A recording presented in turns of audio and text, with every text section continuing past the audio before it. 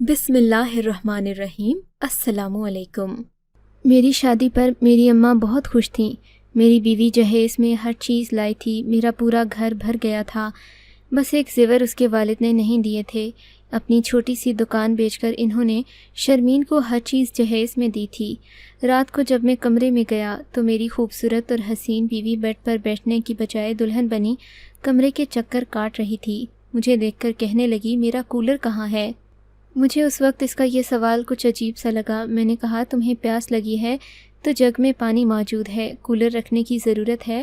وہ کہنے لگی، میرا لاہوری کولر کہاں ہے؟ وہ کمرے میں کیوں نہیں رکھا؟ میں نے کمرے میں لگے اے سی کی جانب دیکھا اور کہا، کمرے میں اے سی ہے تو کولر کی بھلا کیا ضرورت ہے؟ میری بات سن کر وہ خفگی سے بولی کہ اعجاز، میں کچھ نہیں جانتی، میرا کولر ابھی اور اسی وقت میرے کمرے میں رکھوا دیں۔ نہ جانے کیسی بے چینی تھی اسے، ایسا بھی کولر میں کون سا قارون کا خزانہ چھپا تھا جو وہ یوں رد عمل ظاہر کر رہی تھی۔ میں نے اسے بہت جانے کی کوشش کی کہ میں صبح کولر تمہارے کمرے میں رکھوا دوں گا، ابھی بہت مہمان گھر پر موجود ہیں، کیا سوچیں گے؟ لیکن وہ کچھ سننے کو تیار ہی نہیں تھی، اس لیے مجبوراً مجھے رات کو ہی وہ لاہوری کولر کمرے میں رکھنا پڑا۔ اسے دیکھ کر میری بیوی کو چین آیا، چہرے پر دل فریب سی مسکراہٹ سجی تھی۔ عجیب حیرت کی بات تھی کہ اس وقت ایک دلہن کو اپنے شوہر سے اظہار محبت اور اپنی تعریف سننے کی بے قراری ہوتی ہے۔ میری بیوی کو کولر کی پڑی ہے۔ بہرحال وہ جس قدر نازک اور خوبصورت تھی، اس کے حسن کو دیکھ کر کولر والی بات کو میں نے یکسر نظر انداز کر دیا۔ صبح اٹھتے ہی میری والدہ نے مجھ سے کہا کہ اعجاز، دھوپ بہت تیز ہے، تم لوگوں کے کمرے میں تو اے سی لگا ہوا ہے، ایسا کرو کولر باہر رکھ دو تو مجھے بھی کچھ چین آ جائے گا۔ میری بیوی ڈریسنگ کے سامنے تیار ہو رہی تھی، یہ سن کر بے ساختہ بول پڑی کہ میں اپنا کولر کسی کو نہیں دوں گی۔ میری بیوی نے بنا لحاظ کے میری والدہ کو صاف انکار کر دیا تھا۔ میری والدہ کے چہرے پر ناگواری سی چھا گئی۔ مجھے بھی اپنی بیوی کا یوں اپنی والدہ کو جواب دینا اچھا نہیں لگا تھا۔ میری والدہ کمرے سے باہر چلی گئیں۔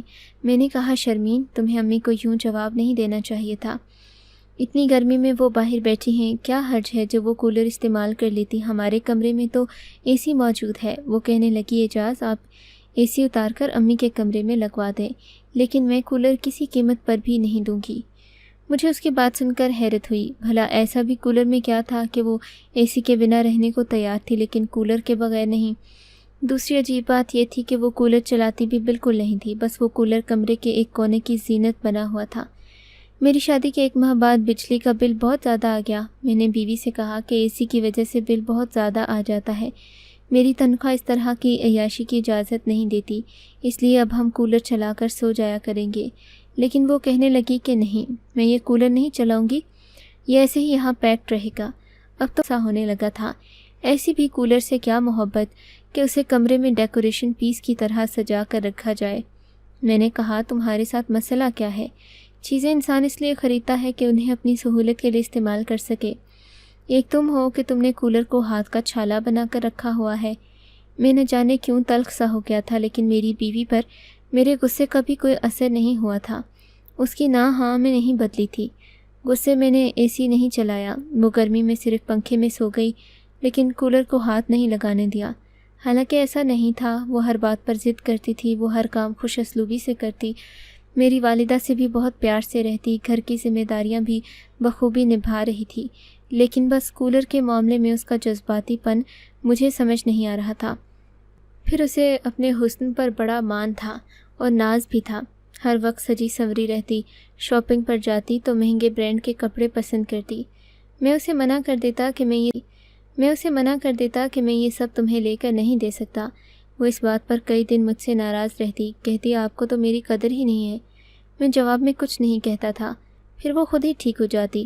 ہوش تو میرے اس وقت اڑے جب ایک دن میں اپنے کمرے کی الماری کی دراز میں کئی ہزار کے نوٹ دیکھے۔ میں سارے بینک اکاؤنٹ میں ہی پیسے رکھتا تھا، اگر یہ پیسے شرمین کے تھے بھی تو آئے کہاں سے؟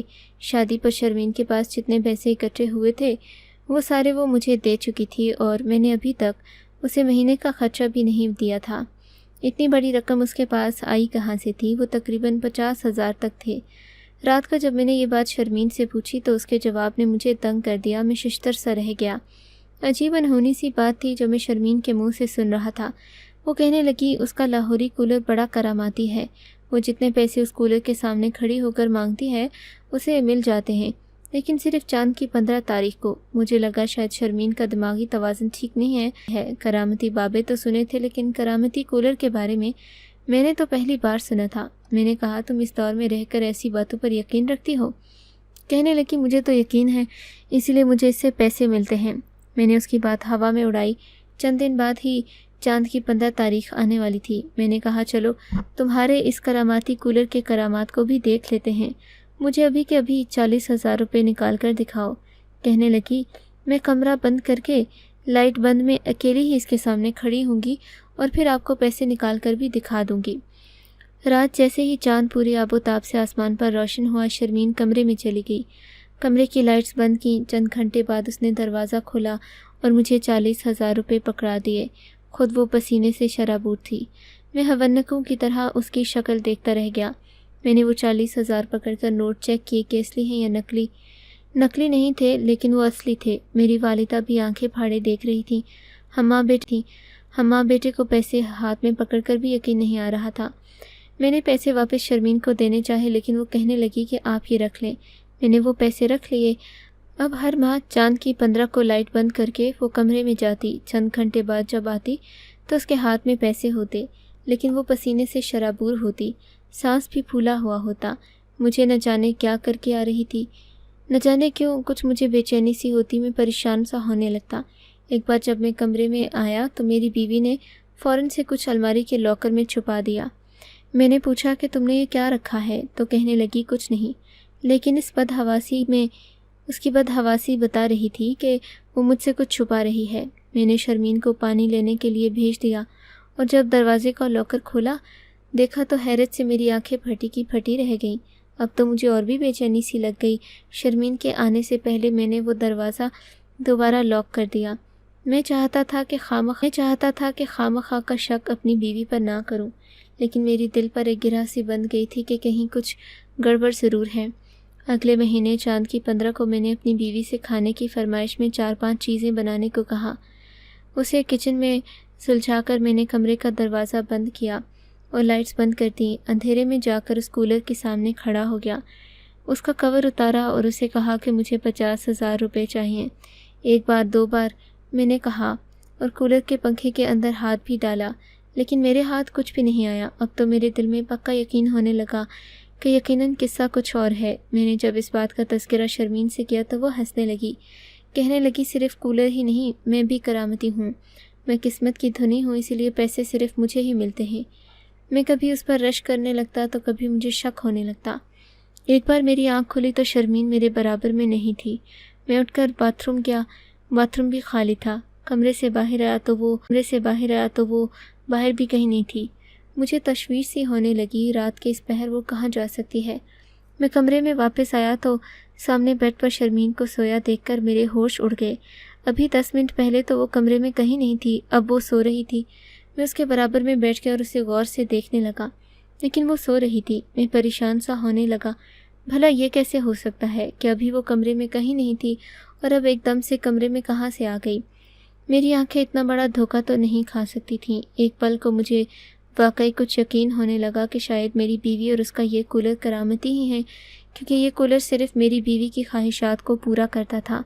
اس کا مطلب کوئی بات تو میری بیوی میں ایسی تھی، شاید وہ کوئی خاص تھی۔ پھر میرے دماغ نے میری بات کی خود ہی تردید کر دی۔ میں ایسا کیوں سوچ رہا ہوں؟ ایسا کیسے ہو سکتا ہے؟ میں حد درجہ پریشان تھا۔ جتنا اس معاملے کے بارے میں سوچتا اتنا ہی الجھنے لگتا۔ نہ جانے کیا راز تھا، کیا سچ تھا اور کیا جھوٹ۔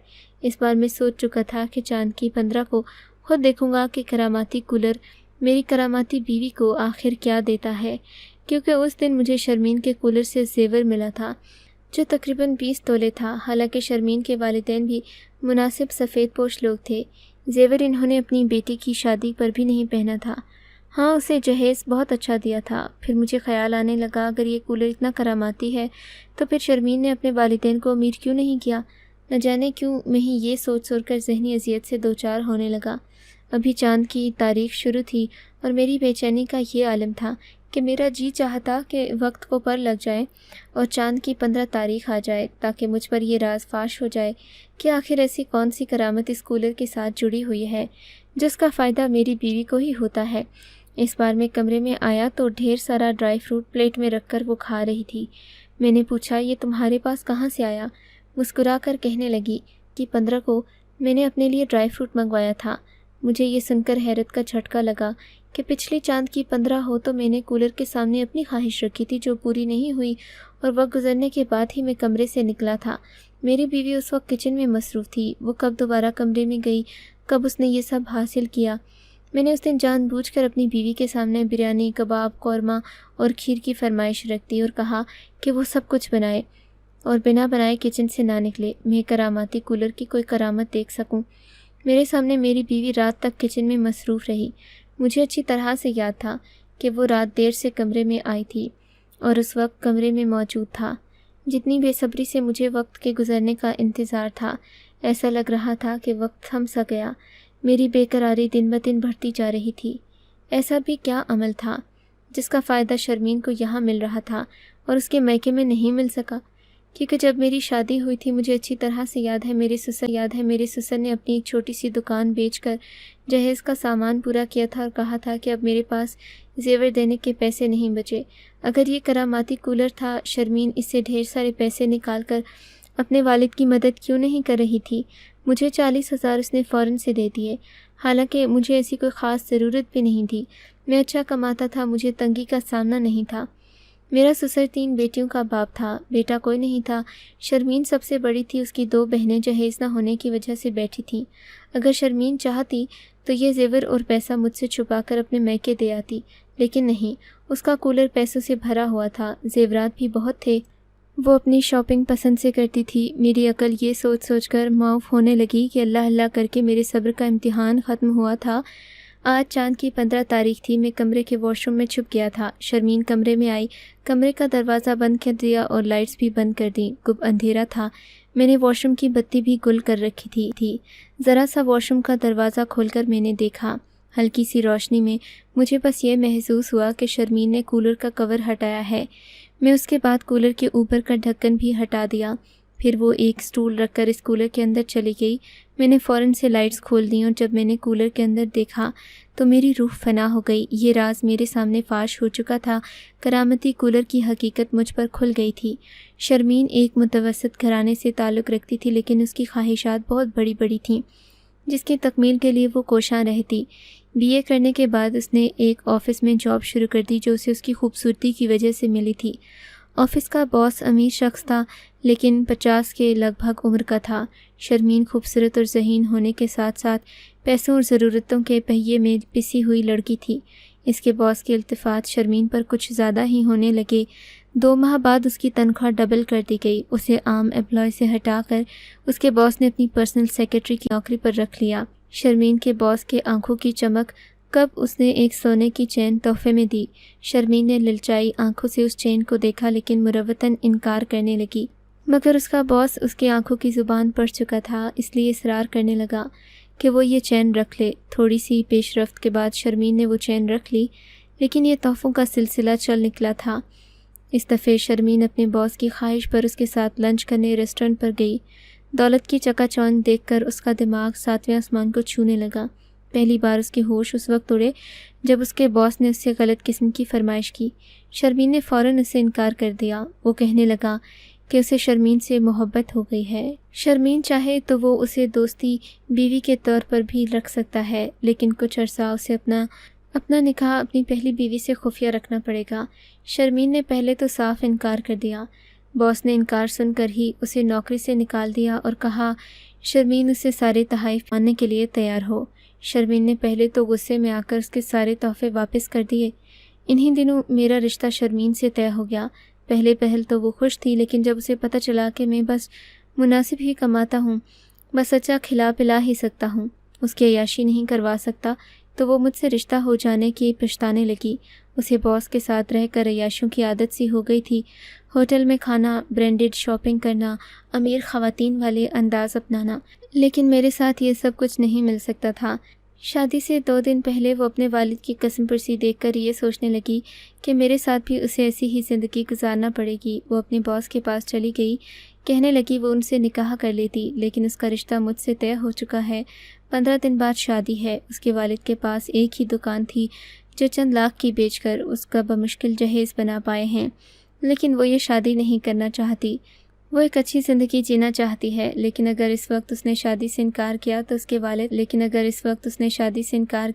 والد یہ صدمہ سہ نہیں پائیں گے۔ اس کے باس نے ہی اسے مشورہ دیا کہ اب وہ ایک کولر کو کرامتی بنا کر پیش کرے، اس میں پیسے اور زیور وہ فراہم کرے گا۔